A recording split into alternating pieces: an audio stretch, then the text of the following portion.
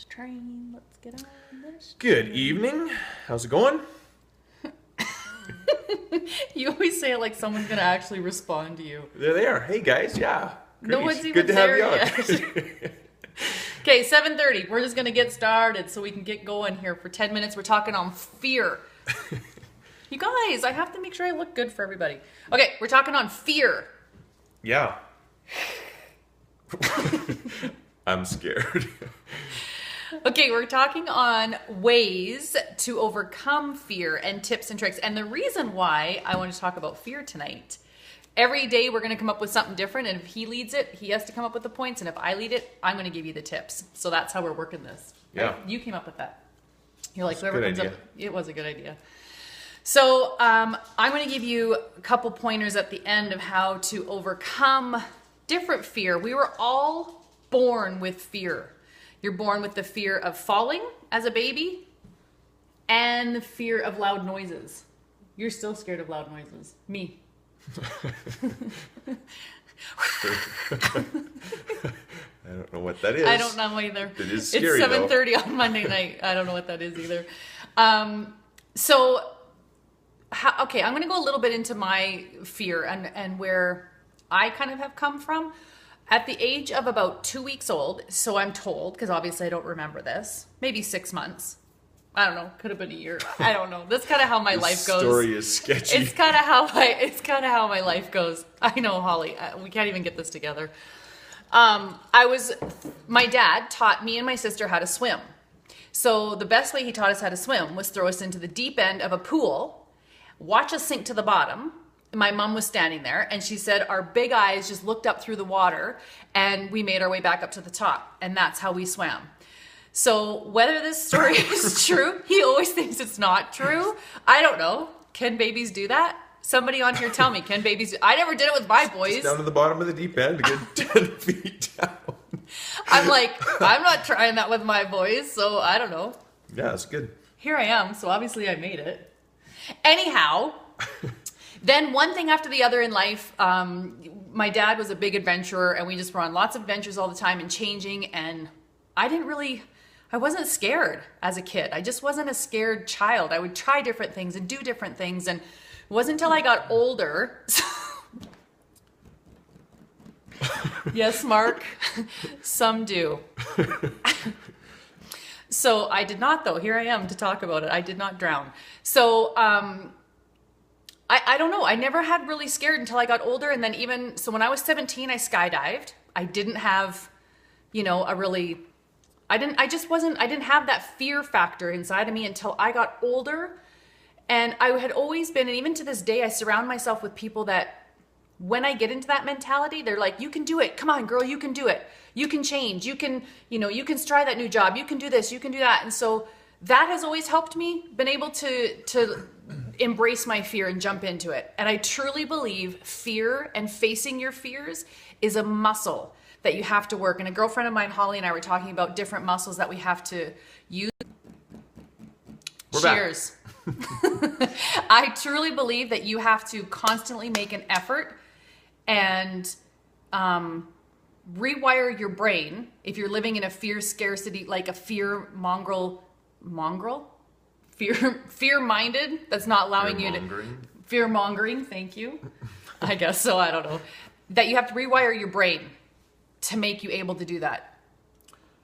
Well, I think for me, I would say I grew up, I don't know that fear was instilled in me, but for some reason, I mean, very cautious personality, raised by a single mom. So stability was something that I craved. The fear of changing meant instability in my mind. And so that was always a bad thing. It wasn't something I looked forward to, if it meant moving from one parent's house to the other parent's house, or parents together, parents apart. Like, change didn't represent good things for me. And so I think that was something that I held on to, and it was a fear for me. And I think a lot of times, as I look at fear, I'm always trying to find solutions to objections. And I think it's the fear of maybe looking stupid, the fear of not knowing what I'm talking about, the fear of not having all the answers. And that used to be a huge thing for me. I think it's something that I've wrestled through and feel a lot more confident in going, do you trust yourself? Yourself, you know, and I think it's funny as I watch my level of self-confidence and the trust that I have in the choices that I'm making, I see Krista's confidence in me go up. And I never made that connection before, that my fear maybe resonated, and she's going, if he doesn't trust himself, why would I trust him? That doesn't make sense. The other place I've seen fear, and I think this is one of the things that's made me kind of lean into fear, and that's one of the things Krista will be talking about coming up, but I think fear keeps us from doing so many amazing things. And the place that I've seen this is our Mexico trip. You know, Mexico's got a bad rap, and there's been some horrific things that have happened there over the years. But we kind of talked with the organization we work with and said, hey, is it as bad down there as the news is making it out to be? And they said, you know, like we're down there every day. They're reposting pictures from a year ago. They are generating fear. And we would have parents calling saying, you know, is it safe to take my kid there? And my response is always, if I thought it was unsafe, I wouldn't be taking my own kids. And if I won't take my own kids, I won't take your kids. But that was something that I had to step over that fear. If you just watch the news and live in this place of, you could get really anxious from some of the stories that were being told, and parents were feeling that. And if they had American relatives, they were like, you can't go to Mexico, it is the worst. And yet we would go down there and do something incredible. And we've been going for this is our 14th year this last year. And to see the number of families and communities impacted by the teams that have gone down and not allowed fear to prevent them from doing that. And so it was one of the things that I've seen people step through fear to do something amazing. It's something that's enabled me to conquer fear in my own life. That was pretty good. That was good. That conquer fear in my own life. And your turn. No, and for me, it wasn't until I was hashing this out with a girlfriend tonight, and I've never been scared. I bungee jumped, I went skydiving, I'll change this, I'll change that. But the thought of, I will go up to somebody and say, you know, I love your eyes, your hair looks beautiful, I love that dress. Like, none of that scares me. The thought of losing somebody in my life, that scares me. So when my kids were little, if one of them got a headache, they had a brain tumor. If I got a stomach ache, I would go to Dr. Google and I had stomach cancer. Like, it was just awful, the fear that I lived in with the thought of losing somebody within my life. So that stems back to my past. So a lot of times when you have fear issues around something, there could be something triggering it. I'm not a counselor, so I'm not about to tell you to go, check into that. But just take a second and take a few moments and think of where your fears are coming from, because a lot of times they resonate from somewhere. And here's the thing with fear. Fear is in the future. 9 times out of 10, you're fearing something that could happen. You've made it up in your mind. You've told yourself a story. You're scared of what your boss is going to say when you ask for a raise. You're scared the girl's going to say no if you ask her out. You're scared your husband's going to leave you if you confront him with something. You're scared to open up a new business because you might go bankrupt. You're like, all these, we have been ingrained with fear in our brains in society. And we are not meant to live in fear. That's not the way God created us, was to live in fear.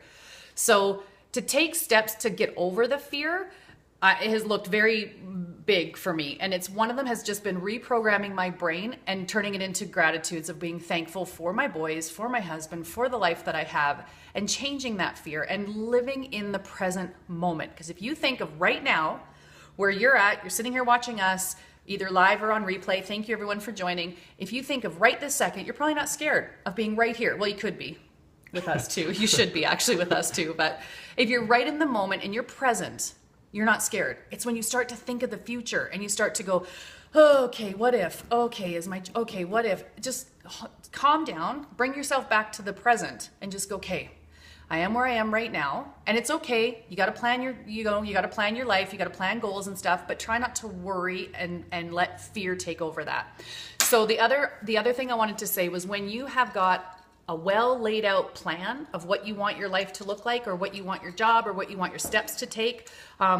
You know, for me, I have a launch that's coming out, a big program that's coming out on Wednesday, and it's all about this. It's all about overcoming fear. And where does that fear come from, and what's holding you back? Why are you allowing that fear to hold you back from taking the steps that you want to take? Whether it be starting a new job, whether it be starting a passion that you've always wanted to start, whether it's asking a girl out for a date, whether it's getting out of your house if you've been a stay-at-home mom for 5 years. Like, what's holding you back? What is your biggest fear? What is that? So looking at that and figuring out what that is, because I know firsthand, and Carmen just touched on it, that when you can just even turn your toes a little bit in that direction that you want to go, the doors burst wide open. It is such an empowering feeling of not allowing fear to have control over you and stepping through it. When I opened up It's Fitness Business Bootcamp, I was scared crapless. Like, I had no idea what I was doing. None. I had never owned a business. We had just been like, oh my gosh, I don't know what we just did. I sat there, I'll never forget, I sat there at the church stairs, and I sat there looking at everybody, and it's 5 o'clock in the morning, people are showing up at 5:30, and I'm sitting there and I'm like, I hope someone walks through those doors this morning. I really hope someone walks through those doors. And I was scared to death. Like, I had butterflies, I was panicking, I'm like, here goes nothing. The more you do that kind of stuff, the more, I wouldn't say it gets easier, but you've done it before, so you know you can do it again. You can get comfortable with the uneasiness of it. You look for that pain. Like tonight I said to Carmen, I go, I almost crave that fear feeling, because that's when I know I'm not living in my comfort zone anymore. As soon as I start to go, this is really comfortable and I feel like I could do it with my eyes closed, that's when I start to look for something else. I'm like, I need something new. I need something else. I need to add. I need to branch out and try something different. So that is my little tips for your fear, is if you don't even know where to begin, just, I love this saying about turn the toes. Turn the toes towards your fear. Doesn't mean you have to jump right in. Doesn't mean you have to be thrown in the deep end. It just means look a little in that direction and see why that's scaring you so much. What is it about it? Are you scared of the no? Are you scared of the response? Are you scared of looking stupid? What is it? What is it that's causing that?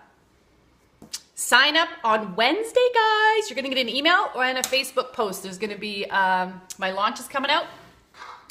And Carmen's taking his shirt off behind me, behind here. If you guys wanted to see that. Yeah, that was nice. So thanks for jumping on, guys. Remember to ask any questions, fire anything away. We are here for you and love to answer your questions. Thanks for coming on. And yeah, fear huge. Mark, that would be probably my number one right now. Fear of failure. Because you want to be the best and you want to do good. Mark. And you want to be the best you can be. But don't look at it as failure, Mark, right? Look at it as a learning thing. Like, I can't even look at it like that anymore. It's like plant and pivot. Okay, that way didn't work. We're going to plant. We're going to pivot a new direction. Okay, well, that one didn't work. It's all learning. Yeah, totally. I think we're conditioned to fear failure. And I think it really is reframing failure to not be failure. Failure is, like Chris said, a learning experience. I think for me, another thing of fear was not being able to provide for my family. And it was cool when we got to a place where we said, hey, we're in this together. It's not you having to do everything for us. And the family kind of rallying around and going, hey, we're going to make this work. No matter what, we're going to make this work. And it allowed me to step past the fear of going, this is all on me. And there was times when it was all on me. Mm-hmm. And so I think you go, man, I need stable, I need all those things. And then you go through seasons where you're like, okay, what if it looks different? And that's okay. Yeah. And so I think even, coming from divorced families, fear of relationships falling apart, mm-hmm. fear of not being a good dad. Like, there's a lot of things that we can fear. And again, being in the present, be the best dad you can be right now. Yeah. Right? If every moment you're being the best dad you can be, you're not going to suck at it. And same with relationships. So, yeah. Holly says, if you can learn from it, failure is falling forward. It's exactly what you do when you do fall. That was my yearbook quote. Falling on your face is still moving forward. It is. I call it failing forward. Failing forward is one of my mentors told me a long time ago. It's called failing forward. And because there's no such thing. It's what you do with those mistakes, right? It's like you can let them either, take you down and out, or you go, awesome. Okay, I learned that. I'm going to move forward this way. Okay, Carmen's saying, wrap it up. So we are wrapping it up, people. You have an awesome night, and we will see you on Wednesday. Carmen's coming up with the topic. Send me suggestions.